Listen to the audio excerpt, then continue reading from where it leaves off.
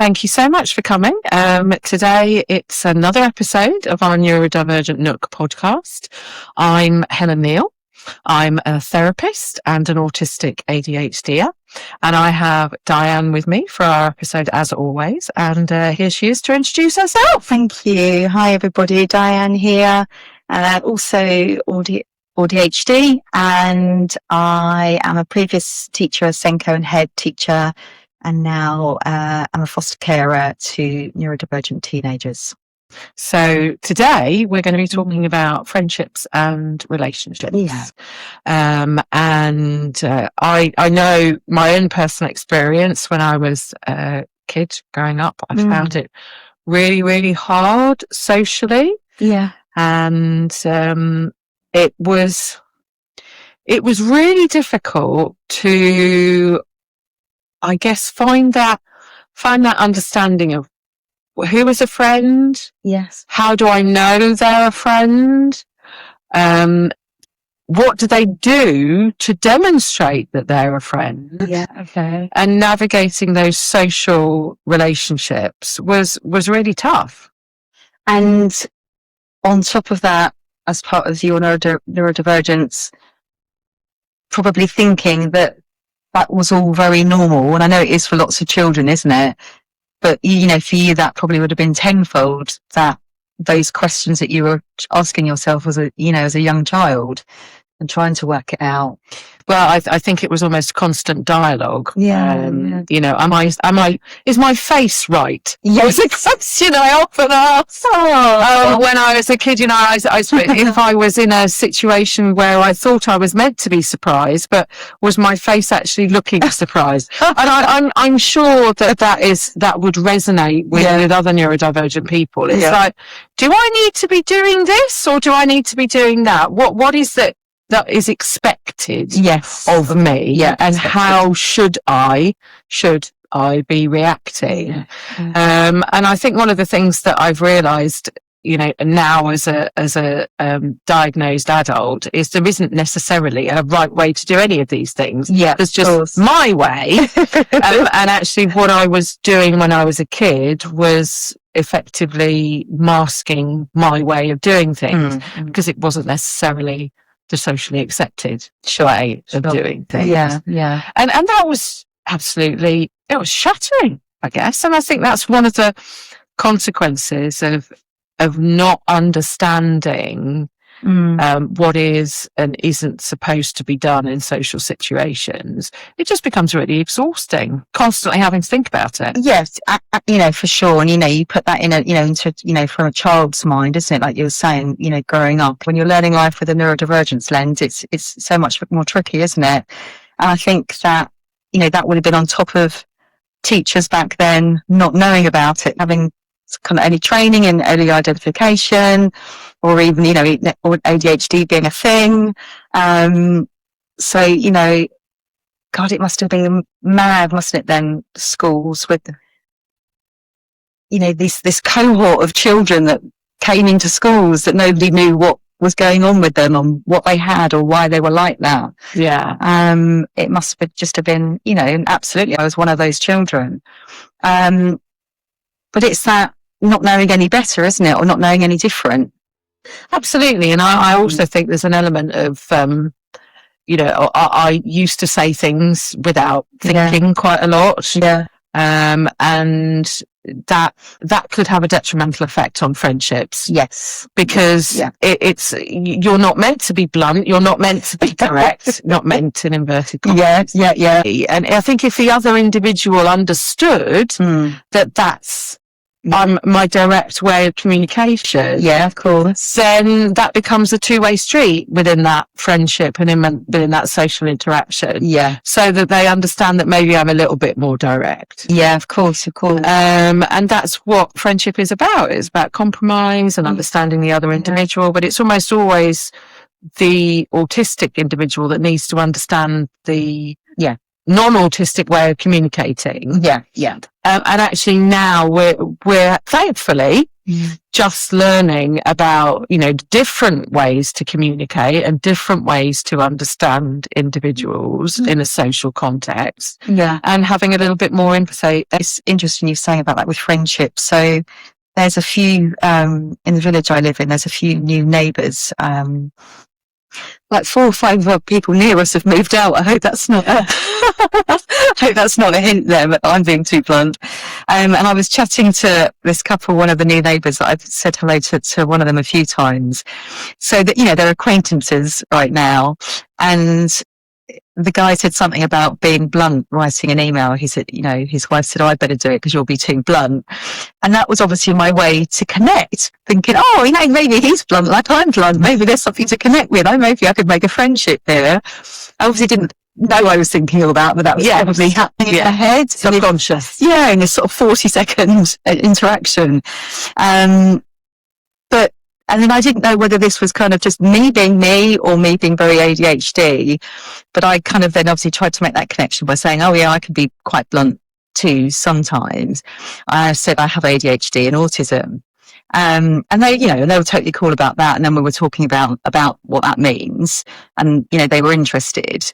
But it was one of the first times in my life, age 52, that I felt comfortable with somebody that was becoming, was an acquaintance, to not feel, maybe feel brave enough to say that.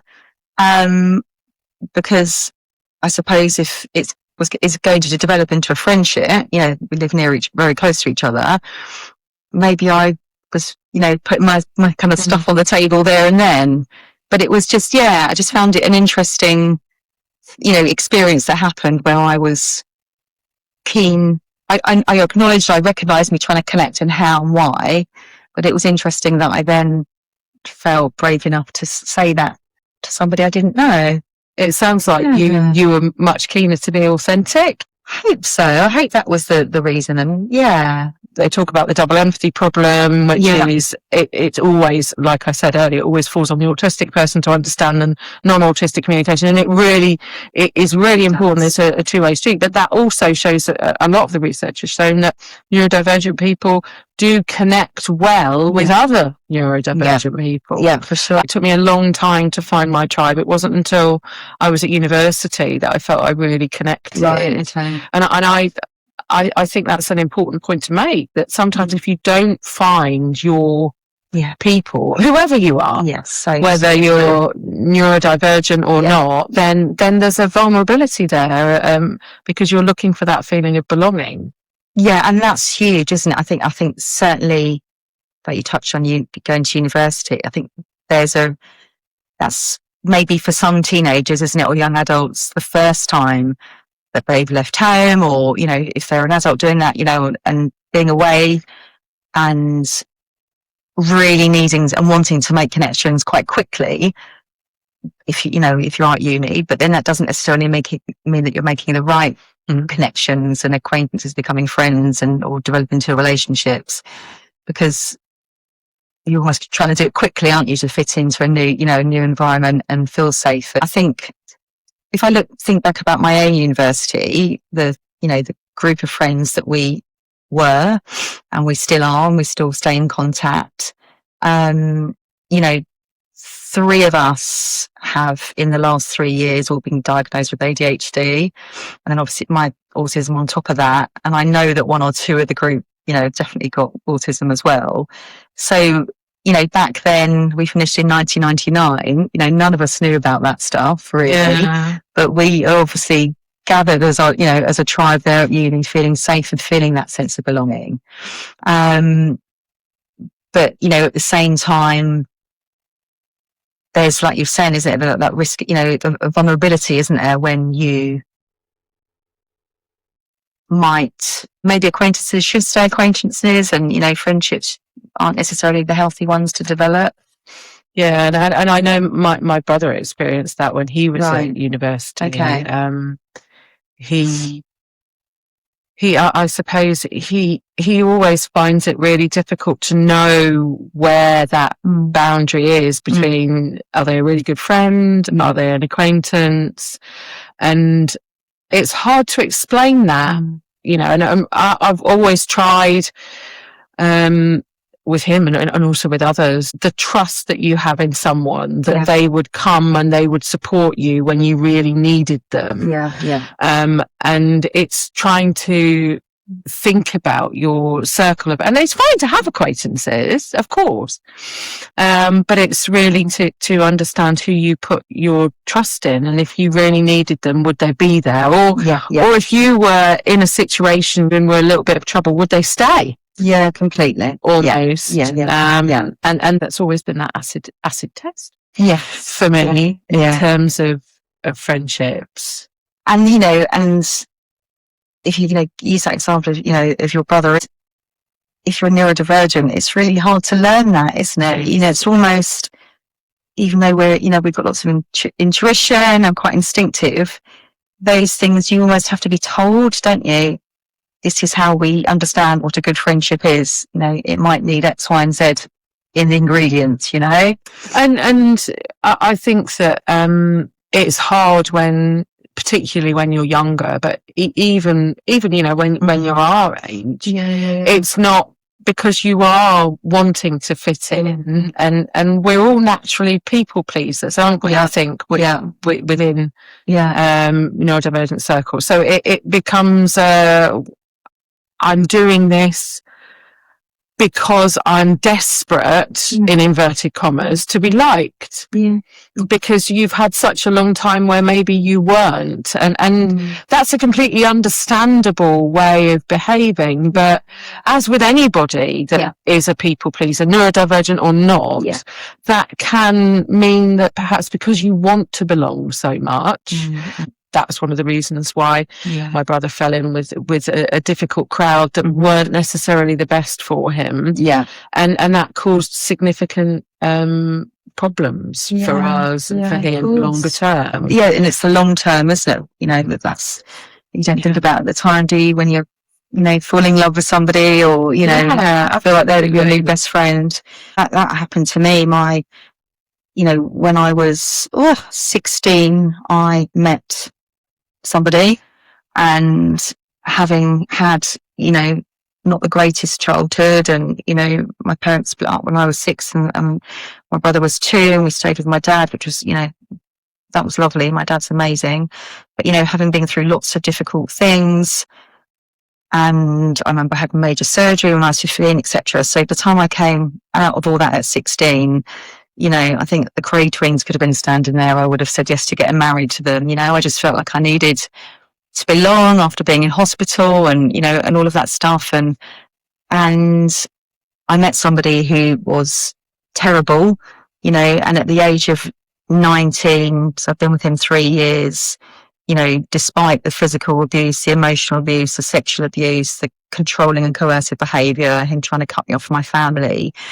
he managed to convince me that if I went up to university to London with him, I could then go to uni there, and we'd have a fresh start away from him being influenced to behave like that, because his parents were in an abusive relationship. So I believed that because I wanted to please him, and off I, packed my bags and left, my hometown. But obviously all of that just carried on, to the point where I wasn't even allowed a landline phone. That's how controlling it was. If I wanted to call any of my family, it'd be when he would walk me up to the payphone box, and he was down there and listening to my calls. But when I did start university at nearly 20 in London, then obviously I felt brave enough to leave him, because I'd found this new group of friends that I began to then be able to trust, to then be able to leave that toxic relationship. And I didn't feel brave enough to do one without the other. But absolutely, I think for my own personal vulnerability as a neurodivergent teenager at that time, and I'm not saying every, neurodivergent teenager is, as vulnerable as I was, but that without a doubt was one of the reasons why I was in that relationship with him, because my own family had broken up. I thought that he had this perfect family, which clearly he didn't. And I wanted to belong, and I wanted to fit in. were he and his family, neurodivergent as well? And that was a connection I had. I don't know, because I try desperately not to think about him too much. Yeah. But absolutely, I think, my autism and my ADHD personally played a big part in me being in that very, very bad relationship for a very long time. And then that affecting every relationship I had for another 10 years, including, them being with somebody that was a narcissist for 3 years. So yeah, without a doubt, that impacted me. Yeah. And it sounds like you feel that you didn't know what that good relationship looked like. No idea. And you didn't know how it was, he was really controlling you. But because you were really in that space where you didn't have the strength to move on, and you didn't have the understanding that this wasn't right. Yeah, completely. I remember speaking to my mum and my stepdad and my dad about it years and years later, but I can't remember them trying to stop me. I hope that they did. But I think also because of their own neurodivergence, there was probably some limited, like if that was one of my own children, I'd, go and kill that person. But I don't have memories of them doing that. Or maybe it was because I was also really, really, stubborn and like, actually, I don't want any help. I'm going to stay with this person. I've kind of erased that bit of my head to be able to know whether I thought that was right or not. You were in the thick of it at the time. Yeah, completely. Yeah. You're not really, really sure if you remember any of those kinds of points from other people around you. Yeah. To sort of get out of it. Yeah. I mean, my close friends at the time, I can hear them all saying it, and obviously we would break friendships sometimes because I would, go back to him and but I don't remember any words from my family. It's interesting. Yeah, and I don't know why. It's not necessarily because they weren't supportive. I certainly remember my dad picking me up from both those two bad relationships and with the removal van coming up and, and getting me out of there when I said I need to go now. So I suppose probably they were, worrying in the background. I'm sure they were. But I suppose, but because, like for example, both my mum and my dad, separately had, challenging childhoods themselves. I suppose there's just that, where's the reference points, isn't it, to what's, in inverted commas, kind of normal, What's your relationship map? If you were to speak to that 15-year-old about what would you say in terms of, advice around relationships and understanding? I suppose the things that I say to my 2 teenage daughters now, about always knowing that if they are in a relationship or in a friendship group or whatever and they don't feel safe at any point, that, they can call me if they're staying at somebody's house, for example. It doesn't matter if if they're in a park at 3 a.m, they've climbed out the window and I didn't know, then they can call me, and they won't be in trouble for those things. That, if people pleasing, adrenaline rushes, all those things that they, that they do makes, means that they end up maybe making some kind of careless things along the way that might happen, that I'm going to be there for them still. And I think that's probably what I wasn't getting from my mum and my stepdad. I was living with them at the time when I started that relationship. And I think I didn't have somebody saying to that 15-year-old, I'm really worried about you. How can I help you to be safe if you're wanting to be with that person? So I suppose, what would I say? I just didn't have any confidence. I think that I had what I thought was confidence, but it was, a need to fit in. It hard, sounds isn't like it? you almost look back and you feel that you want to say that you are enough and you don't need this. Oh, I never thought that at that age. And it sounds like you didn't think that at 15, but maybe you're starting to feel that a bit more now. Yeah. I think I'm finally getting there. But I think also, when you're 15 as well, isn't it? As well as being neurodivergent for me, like a, violent relationship and all the rest of it. You just trying to work each bit out, isn't it? How do you do that at 15? When you just started your periods and, your hormones are raging and you're going through puberty, and it's so tricky, isn't it? And I suppose that's probably why lots of young adults of any gender, can get into the wrong relationships, or the wrong friendships and the wrong friendship groups. And it sounds like what you were saying about you would say to your daughters is that if it feels uncomfortable, if it feels unsafe, have faith in yourself and trust your gut. Absolutely, trust your gut. That your gut is right. Sometimes as neurodivergent people in particular, we can have those bubbly feelings. We can have them inside and we're like, oh no, that's not right. Listen to it. But actually really listen to that feeling of discomfort and listen to that feeling of lack of safety and reach out to someone like you, if it's your daughters. Yeah, for sure. And say, no, this is not right. It doesn't matter what I'm being told or what I'm seeing in that friendship or that relationship.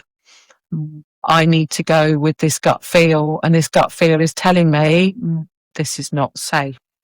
Yeah, for sure. And I think, and that can be so hard, particularly kind of for teenagers and children, when that other relationship might feel exciting, whether it's a friendship or something more intimate.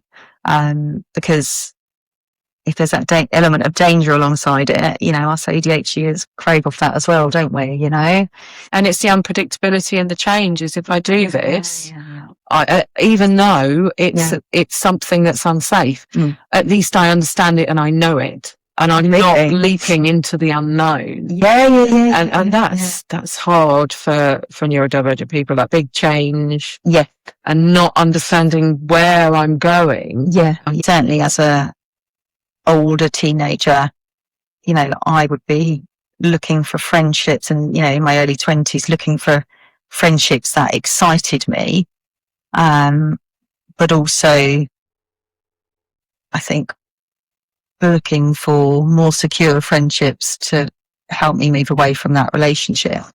But, thankfully going to university, I found that in a safe group of friends.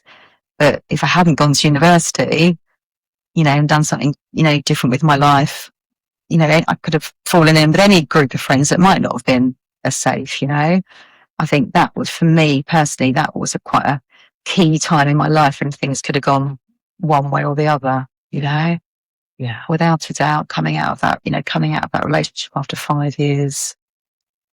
And then just being so much more vulnerable anyway. When you come out of a relationship like that, isn't it anybody? You're so raw.